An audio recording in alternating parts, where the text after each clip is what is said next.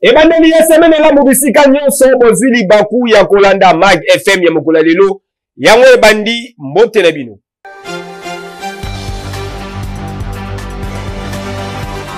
Semaine uti koleka mokonzi ya mboka Félix Antoine Tshisekedi Tshilombo asalaki ba mouvement ebele. Résumé Nélement. Il faut que souveraineté et intégrité territoriale la République démocratique du Congo est à la respecter na batu nyonso toko travailler pour na kobuka ba obstacle nyonso ezali na nzela pote kimia ezonga na République démocratique du Congo ezali maloba ya envoyé spécial ya président américain Donald Trump na kobima na ye na entretien oyo azwaki na cité ya Union africaine na mokonzi ya mboka République démocratique du Congo son excellence Félix Antoine Tshisekedi Tshilombo. Ba échange et portaki sur crise sécuritaire et humanitaire na est ya République démocratique du Congo marqué na présence ya ba troupes rwandaises appuyant ba terroristes M23. Ronnie Jackson, membre ya Congrès américain, atalisaki souci ya komema ba investissement ya mboka na ye et atterrir na mabele ya République démocratique du Congo mabele oyo et sengeli ezala na kimia pe balingi ko travailler pour te entreprise américaine baya ko investir pe ko travailler awa na République démocratique du Congo.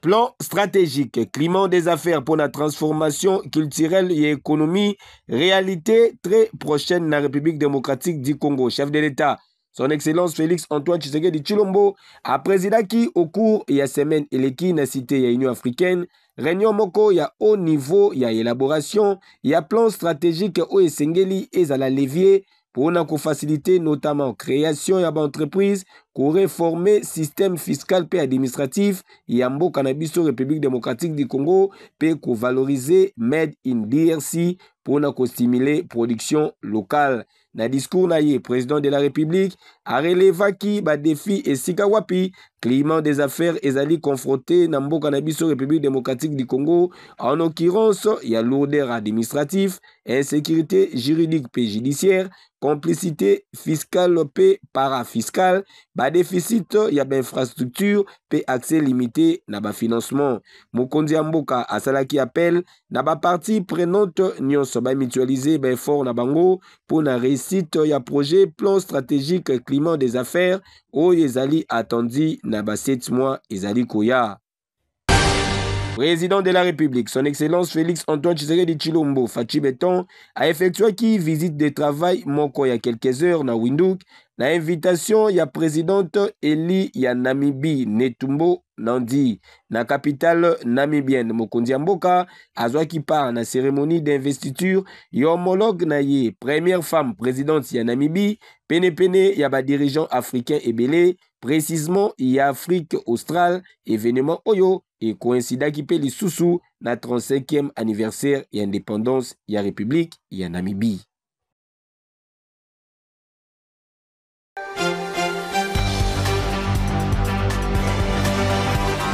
Tête à tête, Félix Antoine Tshisekedi Tshilombo, Paul Kagame, na Doha, na présence Yemir. Ya Qatar et Sengel Bouebake, ministre des Affaires étrangères, ya République démocratique du Congo, Thérèse Kayikwamba a péci, éclaircissement, détaillement. Avec la question de Doha, évidemment, je comprends tout à fait que la rencontre ait suscité beaucoup d'étonnement et de surprise parce qu'en effet, elle n'était pas annoncée, ce qui ne veut pas dire qu'elle n'était pas préparée. Je pense que ce qui est important, c'est que quand nous suivons ce qui s'est passé les dernières semaines, nous avons eu une séquence de rencontres de haut niveau, nous avons eu aussi une série d'engagements et de promesses de haut niveau, mais jamais vraiment le décantement de la situation qui se traduisait avec une cessation des hostilités. Or que, en tout cas pour nous, République démocratique du Congo, c'est la priorité sine qua non. Nous sommes en train de suivre de près, même si physiquement nous ne sommes pas là de près, la situation qui prévaut à l'est de la République démocratique du Congo, les conditions dans lesquelles nos concitoyens sont forcés de vivre. Et évidemment, cela ne nous laisse pas indifférents. Et donc, il faut voir la rencontre de Doha dans exactement ce même contexte.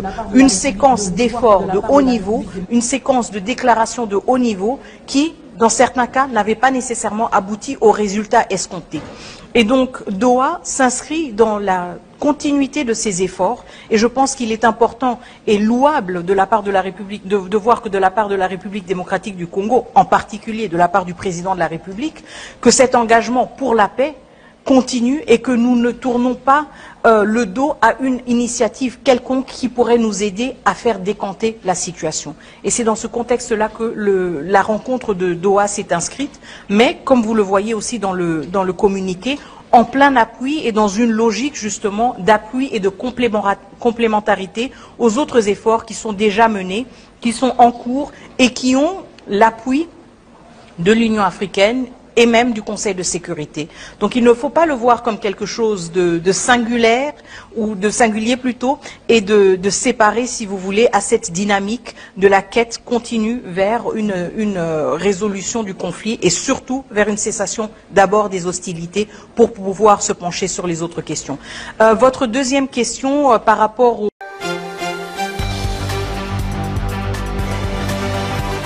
Retrait ya rebelle AFC M23 na ville ya Walikale na province ya Nord Kivu. Porte-parole ya FARDC atangaki communiqué oyo na chaîne nationale.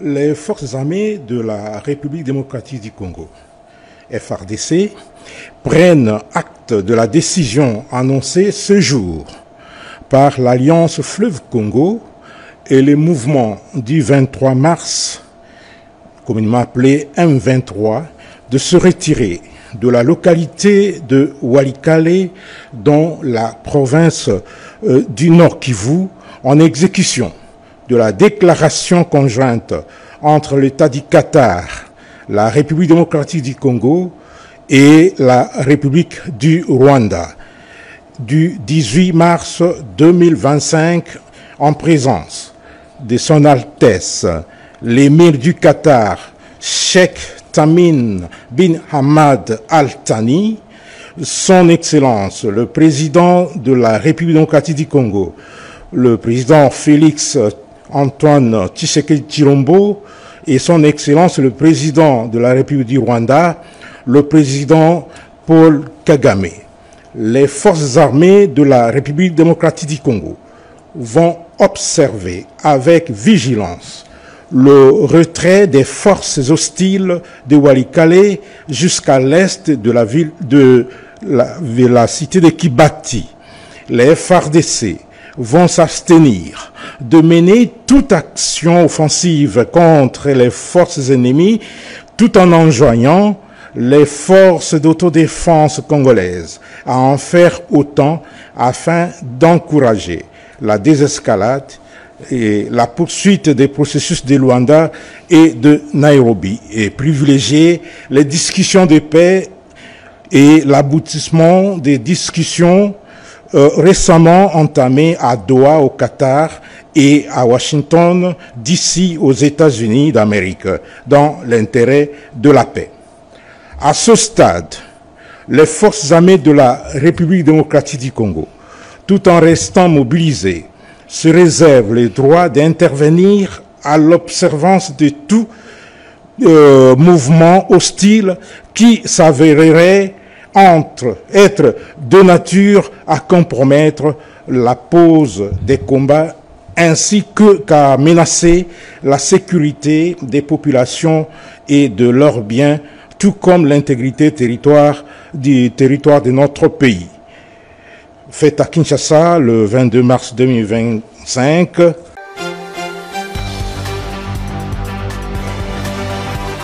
Na initiative ya mokonzi ya mboka Félix Antoine Tshisekedi Tshilombo esengeli boye baki gouvernement ya République démocratique du Congo a bandi série ya ba consultation politique pour la formation ya gouvernement ya unité nationale. Annonce nango esalamaki week-end eleki. Commentaire. Annonce Oyo et Salamaki week-end et l'équipe, plus précisément mokolo ya samedi 22 mars 2025, la directeur de cabinet y a conseiller spécial y a chef de l'État en matière y a sécurité lors y a échange moko na Bapanzi Sango ya République démocratique du Congo na salon Lubumbashi y a Pullman Grand Hôtel Kinshasa.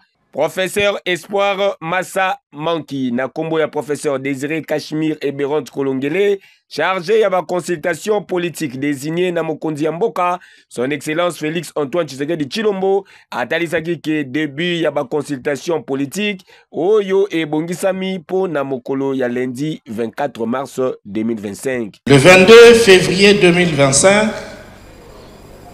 lors de son discours devant l'Union sacrée de la nation, Son Excellence, Monsieur le Président de la République, chef de l'État, Félix Antoine Tshisekedi Tshilombo, a chargé son conseiller spécial en matière de sécurité de conduire les consultations politiques. Donnant effet à cette promesse du chef de l'État, nous avons l'honneur d'annoncer aujourd'hui le lancement de ces consultations politiques qui vont débuter le lundi 24 mars 2025 à Kinshasa. Initié na mfumu yekolo République démocratique du Congo, Fachi Beton, ba consultation politique oyo et concerné ba regroupement politique nyonso et la union sacrée de la nation et la opposition parlementaire et extra-parlementaire, y compris société civile et ba personnalité politique yandenge na ndenge. Si ces personnes acceptent d'adhérer à ces principes, c'est à cette condition qu'ils participent aux consultations politiques. On ne peut pas violer ces principes et vouloir participer aux consultations politiques. Le parti politique a son chef, dont les chefs des partis seront invités, les chefs de regroupement. Il y aura des invitations bien précises qui vont être envoyées à des personnes qui ont été très bien identifiées. N'empêche qu'une personnalité qui voudrait participer à ces dialogues entre en contact avec le cabinet du conseil spécial, parce que c'est une mission qui a été confiée au conseil spécial. Mais à ce stade, le conseil spécial a déjà fait un travail, il a déjà identifié des personnes qui doivent être consultées, des partis politiques ainsi que des regroupements, y compris bien évidemment ceux de la diaspora. Et donc le seul contact, c'est d'appeler au niveau du cabinet du conseil spécial en matière de sécurité.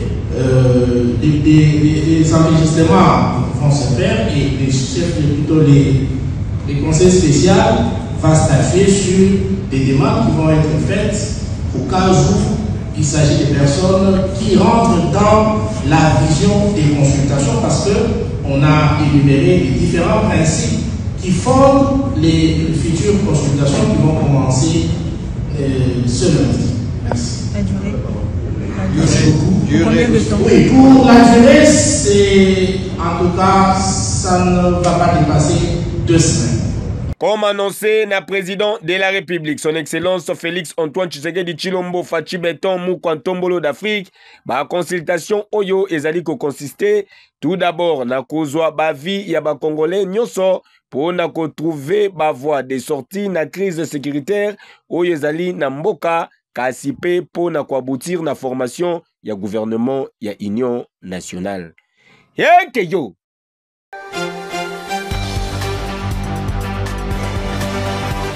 Campagne congolais Téléma, Premier ministre Judith Suminwa Tuluka akitaki lobby eleki na Kenge na province ya Kwango, azalaki accompagné na belu ya Kinshasa, notamment Maotwene Musilwe eli ya circonscription ya Selembao. Commentaire. Na cadre ya poursuite n'appelle à la mobilisation populaire contre agression rwandaise et balkanisation Yamboka, dénommé campagne congolais Téléma, Premier ministre chef du gouvernement, Excellence Judith Suminwa Tuluka, a s'exprimé qui lobby eleki na tribune ya Kenge, liboso ya population ya Kenge, chef-lieu ya province ya Kwango.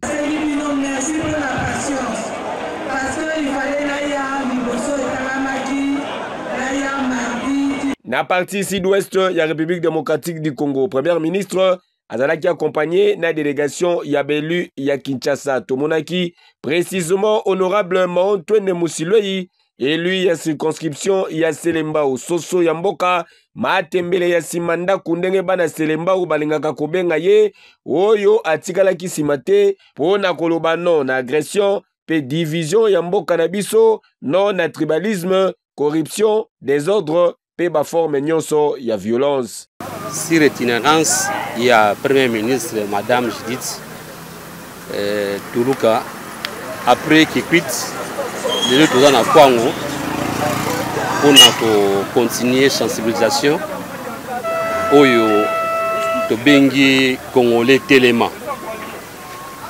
Tosengi na Congolais Nyonso, tous alignés sur Mamukonzamboka, pour na bouter dehors.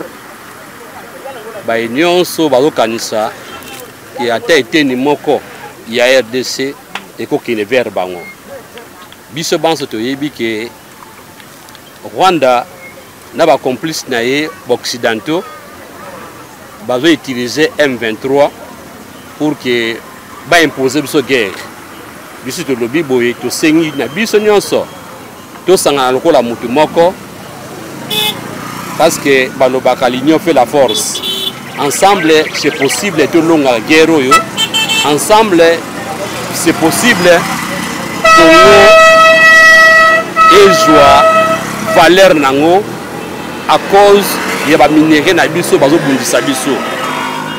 Et to sengi na Congolais nyonso sika nyonso akozala ce que moni nungu moni ma faut pas dénoncer pour te perdre ta été ne moka mabele na bisoté. Na population ya parti est ya République démocratique du Congo élu ya Kinshasa na circonscription ya Selembao Mao Ntwene Musilwei a passé qui message oyo. Kona msa goma ya Bukavu tozo compatir na bino to tiki bino te toza ensemble na bino parce que etumba oyo concerné bino peut concerner biso patrie ou bien ou rien. Et to sey mine bo batira kimé na bino vraiment nzambe oyo Achaba frontière, Achaba Kabula ba limite, c'est ba moka azajiste. La juste Dieu, il y en a Congo et finir na Kolonga.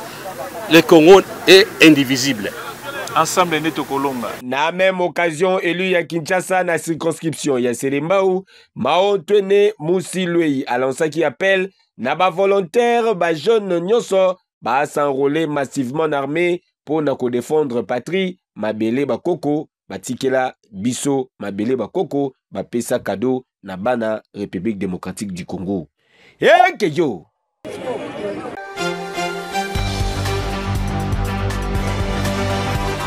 D'un ton ferme, vice-premier ministre, ministre ya transport, voie de communication, Jean-Pierre Bemba Gombo a s'attaquer na Joseph Kabila Kabange, ancien président de la République démocratique du Congo. Va changer ma bonnie bâtir Joseph Kabila. Joseph Kabila, a outi wapi? En Zalaki, aide de camp. Oui, aide de camp. Ma continuer sa soldat, parce que nous pouvons pas permettre à Bango. Il y a James Kabarebe. Oh, il y a comment dire, ah, chef d'état-major général.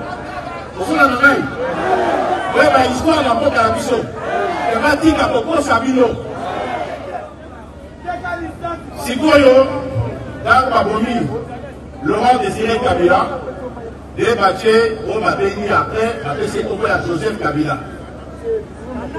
Mais Motoyo a créé sur la Koloba biographie. Il y a Joseph Kabila et Zainani. Hein? Vous évitez comment il y a professeur Ngol. Hein? Nani?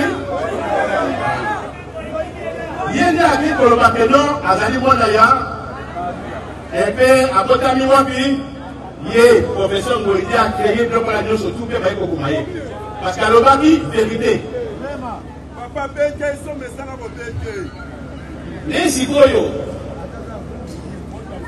na soutien ya wana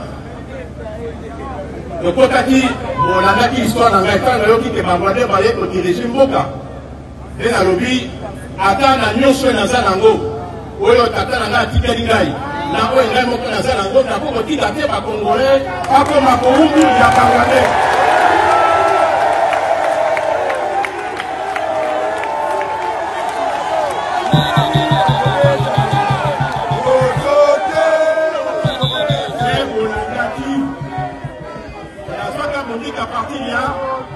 Kisangani. Nous allons conformer par la partie à Kisangani. Les cosines sera Puta, Keti, Bumba, Lisala, Gemena, Tina Badolite. et n'est que ça plus de et donc qui même l'armée quand il est là dans l'armée plus de 20 000 hommes par contre l'armée a vu ce truc là maintenant il y a réunification il y a Mboka réunification il y a Salama pour continuer le système il y a transition puisque Mboka et Kabonati dans il y a est pour sous-submission dans or pour sous-or ça s'appelle les pays les pour la première zone dès qu'on dit qui doit travailler à ça souvent.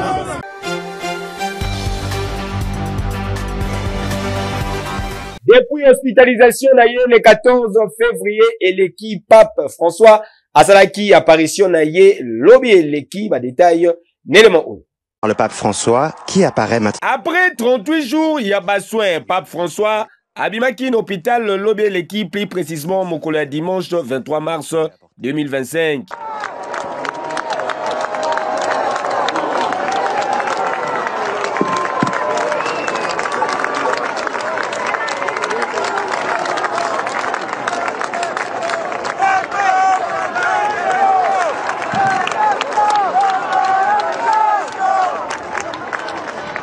Après-midi, abimaki na balcon y'hôpital ya Djemeli avant ya ko se rendre na Mutuka pour na ko retrouver domicile na ye pe ko passer convalescence na ye na Vatican.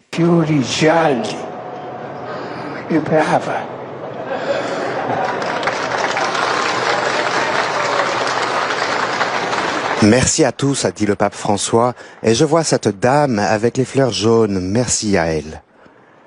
Et Sengeli Boye Baké, Pape François Azalaki hospitalisé depuis le 14 février. Il est qui? Keyo.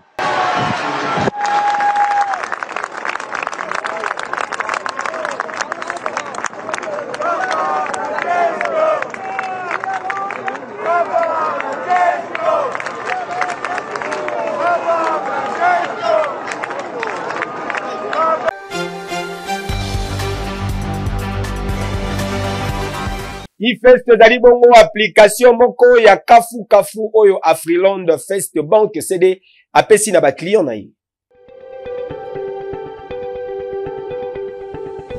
Boye imalamu na eFirst moko ya ba application web ya Afriland First Bank CD. Aux clients Afriland First Bank CD, vous allez na téléphone ya modèle smartphone, tablette, topé sous ordinateur, yaka na lombango na moko ya ba agence ya Afriland First Bank oyo ezwami pene na yo. Okozwa bongo na nzela ya message, lien oyo ezali na mot de passe na yo po okota bongo na kati ya application web na yo. Ozali na makoki ya consulter solde de compte na yo, okoki pe lisusu kotala historique de compte na yo, topé lisusu relevé de transaction.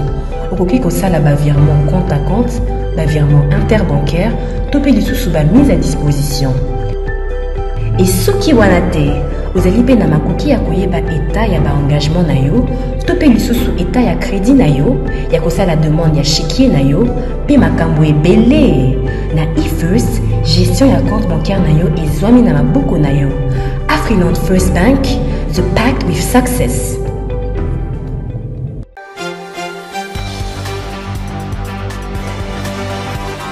Est possible okoma kolo lopangu soko sali confiance na mona mboka Ziko Mukanga. Et ça lui a plaisir papa pour la ébike en tout cas la commune lopangu vraiment. Président Ziko Mukanga Makela Lumumba le Congolais yazali ko accompagner au mieux vision ya chef de l'État Félix Tshisekedi Tshilombo. Noko abegisi yo kinwa yo Congolais na bureau national ya NPTMC pona koko makolo lopango na $1,500 ya pamba ozu lopango na yo ya 20 sur 20 na quartier Mukanga 1 na commune ya Nsele to na quartier Mukanga 2 na Menkau na commune ya Maluku grâce ya opération koma kolo lopango.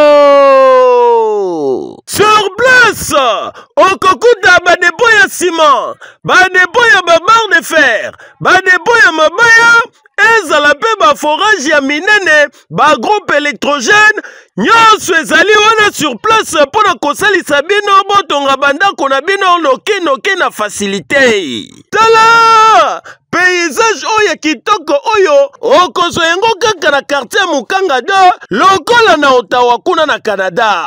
Ebongo opération comme patron moto ya deux pneus na $1300 ya pamba, avance ezali ya $400 ya pamba, moto ya 3 pneus $4500 ya pamba, avance ya $2000, le reste futa yango malembe na délai ya 4 mois mobimba. Okoki mpe kozwa babus Mercedes Force ya mokwake na $30000 ya pamba, avance ezali nango ya $10000 ya pamba, le reste okofuta malembe pendant 10 mois mobimba. Nyonso oyo ezali grâce ya Ziko Mukanga makila ya Lumumba Kolo Congo. Noko pona kuaméliorer social ya population congolaise, Ziko Mukanga asaleli bino 300 hectares ya bilanga pe maziba ebele ya bambisi oyo kosala ke lobby congolais aliangolo siko na facilité. Tala adresse ici yebana avenue Victoire numéro 42, deuxième niveau ya galerie Efra na quartier Kauka na commune ya Kalamu, oza mobimba. Référence Are Mabaya okobunga te, ozwi lopango na yo, ozwi moto na yo, okomi patron.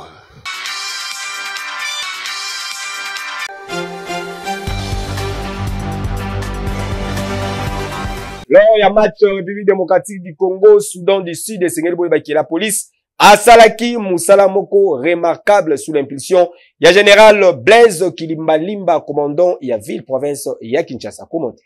55 000 supporters et Bongaki Bakota na stade des Martyrs de la Pentecôte, où ils allaient disposer na à peu près 80 000 places assises. La police nationale congolaise a joué ba disposition nyonso pour na ko sécuriser batu nyonso oyo basala ki déplacement na bango na stade des Martyrs de la Pentecôte pour na ko assister na match éliminatoire ya Coupe du Monde entre Léopards et la République démocratique du Congo et sélection ya Soudan du Sud.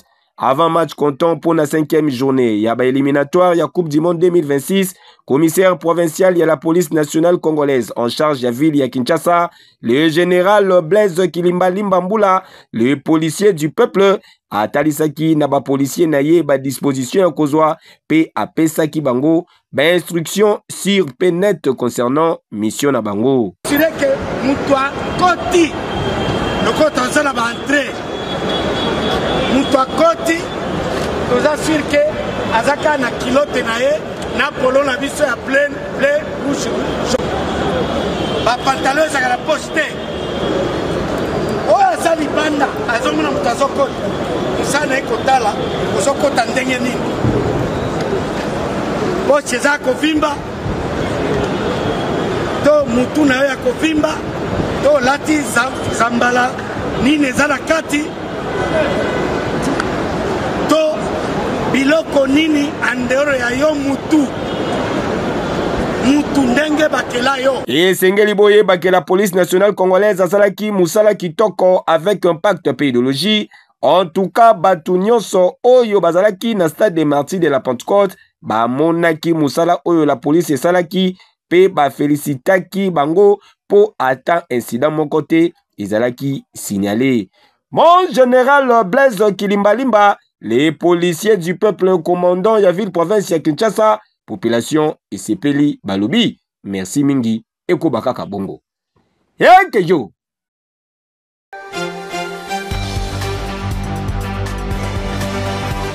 Monde ya box ezali en deuil Georges Foreman na kufaki week-end et l'équipe a détaillé dans commentaire. Monde ya box ezali na matanga ancienne gloire ya poids lourd Georges Foreman akufaki week-end et l'équipe plus précisément mokolo ya vendredi 21 mars 2025 na âge ya 76 ans. Vanté lokola icône ya noble art atiki na simanaye héritage moko inestimable né le 10 janvier 1949 na Texas. Georges Foreman a s'imposa lokola moko parmi les plus grands boxeurs il y a tous les temps. Champion olympique na 1968, akomaki champion du monde ya ba poids lourd na 1973. Style agressif na ye et marqua ba esprit pe et terrorisa ba adversaire na ye. Kombo na ye etikala kole na combat moko légendaire, combat du siècle Oyo azalaki face ya Mohamed Ali le 30 octobre 1974 na Kinshasa, capitale ya Zaïre à l'époque. Combat organisé sous l'impulsion ya maréchal Mobutu Sese Seko Kukungwendu Wazabanga, Oyo abongisaki yango awa na stade du 20 mai, lelo stade Tata Raphaël esika wapi George Foreman aperdaki titre na ye face ya Mohamed Ali. Et sengeli boye bake George Foreman ataki fin na carrière na ye na 1997 avec 76 victoires dont 68 par KO p 5 défaites. George Foreman akufi na Houston p atiki na sima na ye héritage moko légendaire na monde ya boxe. Adieu champion.